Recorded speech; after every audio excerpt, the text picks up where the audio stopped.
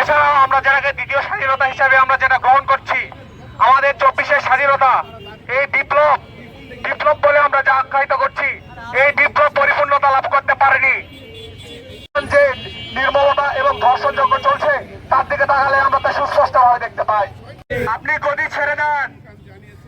আমাদের দেশের দ্বিতীয় স্বাধীনতা অর্থাৎ 5ই আগস্টের পরবর্তী সময়ে যেভাবে বাংলার ছাত্র জনতা মাঠে নেমে অন্যায় দেশের প্রশাসন এবং বিচার ব্যবস্থাকে বলে দিতে চাই, কার্যক্রমের পরবর্তী সময়ে বিচার সম্পন্ন হওয়ার পরবর্তী সময়ে কোনোভাবে তাকে জানা যায় এবং আমাদের সম্বলিত কণ্ঠস্বরে ইনশাআল্লাহ এই বাংলার জমিনে আর কোনো ধর্ষক থাকবে না।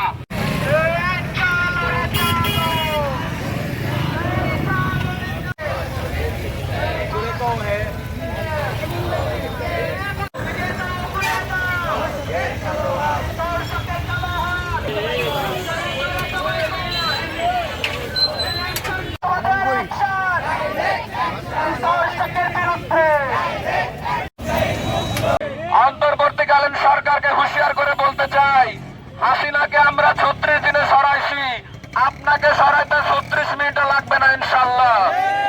যদি বাংলাদেশের বিচার ব্যবস্থাকে চেঞ্জ করতে না পারেন, যদি বাংলাদেশের দোষীদের ধর্ষণকারীদের দৃষ্টান্ত শাস্তি দিতে না পারেন, অতি বিলম্বে বাংলাদেশের ক্ষমতার মসনদ থেকে নেমে পড়েন। এখানে অন্যজনকে আমরা বসাবো দরকার পড়লে। আপনাদেরকে হুঁশিয়ার করতে চাই, বাংলাদেশে ধর্ষকদের বিচার হবে অতি অল্প সময়ের মধ্যে, হোক সে 21 থেকে 30 দিনের মধ্যে। আমরা কোথায় যাবো, কার কাছে যাবো? আজকে প্রশাসন হাত তুলে নিয়েছে, বাবা মারা হাত মানে ভয় ভীত হয়ে আছে। আজকে যদি আমি আপনার কাছে এসে বলি যে ভাইয়া আমাকে প্রোটেকশন দেন এবং আমাকে আপনারা নিরাপত্তা দেন, সেই নিরাপত্তা দেওয়ার নামে আপনারা যদি আমাদেরকে ধর্ষণ করেন, তাহলে সেই ক্ষেত্রে আমরা যাবো কার কাছে? প্রশ্নটা আপনাদের কাছে, উত্তরটা আপনারাই দিয়ে যাবেন। আপনাদের মধ্যে আছে ধর্ষক লুকিয়ে, আপনারা বিভিন্ন টাইমলাইনে স্লোগান দিচ্ছেন যে ধর্ষকদের বিরুদ্ধে আমরা আন্দোলন করছি, অথচ মনের মধ্যে আপনারা এই রাত্রিবেলা বিভিন্ন মেয়ের পোস্টে এবং রাস্তাঘাটে কোনো মেয়ে গেলে কুদৃষ্টি দিচ্ছেন।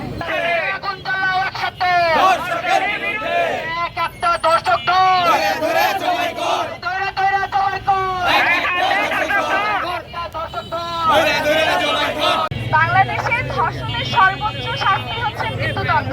তারপরেও রাস্তায় রাস্তায় পোটেনশিয়াল রেপিস্টরা ঘুরে বেড়ায়। এই রেপিস্টরা কেন ঘুরে বেড়ায়? কারণ সমস্যাটা হচ্ছে আপনার সিস্টেমে।